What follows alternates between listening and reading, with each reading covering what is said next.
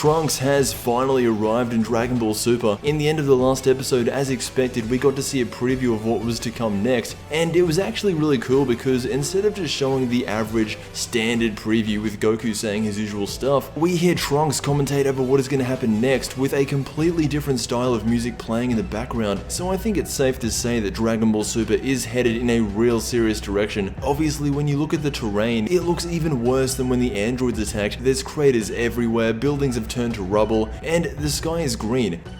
Now, we do have a little bit more information that came out after episode 46. Basically, this says, the future 17 years hence faces a supreme crisis. Now, this next bit that I'm about to say is coming directly out of the mouth of evil Goku. Today is the day I finally kill you, Saiyan. And I want to come back to that because that's huge. But before I do, it goes on to say, carrying out a new series of wholesale slaughter, this new enemy looks none other than Goku. Okay, so today's the day I finally kill you, Saiyan. Now, this is coming from a black/evil Goku. And just something I've noticed whenever watching Dragon Ball, Saiyans don't refer to other Saiyans as Saiyan. Like, we've never heard Vegeta, Bardock, or any other Saiyan walk up to another Saiyan and be like, hey, what's up, Saiyan? That's just not how it works. The only people who do that are guys like Frieza. He often said the word Saiyan as a derogatory term. I'm pretty sure the androids did that as well.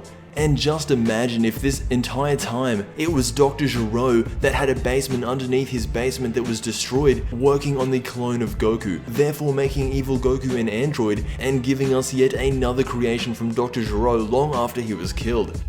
Again, that's just what I get from this piece of dialogue from evil Goku himself. I can't see Goku, even if he was evil, calling someone Saiyan, when he himself too is a Saiyan. Also, they show this at the end of episode 46, a silhouette of what was terrorizing the future, and that is very similar to what they did when Future Trunks was first warning Goku about the androids. I will say though, this time it looks way more menacing. Trunks goes in with his sword to clash with evil Goku, and that is where the next episode preview cuts off, leaving us with a picture of Vegeta sucking on a pacifier. If you didn't watch the episode, you won't get the reference, but going back, Bulma is there too, and if I were to guess, she's probably just working on the time machine. We see her in her lab coat, so it makes sense. And the final thing that caught my eye, and again this is pretty huge, Trunks is actually crying. A whole bunch of Japanese text is spammed over the top, but if you look closely, you can see that there are tears running down his face. And I actually think that's a huge moment because I don't think we've ever seen Trunks cry. I know we've seen Vegeta cry, we've seen Gohan have tears, I don't think we've ever seen Goku cry with the exception of him meeting his grandfather back in Dragon Ball,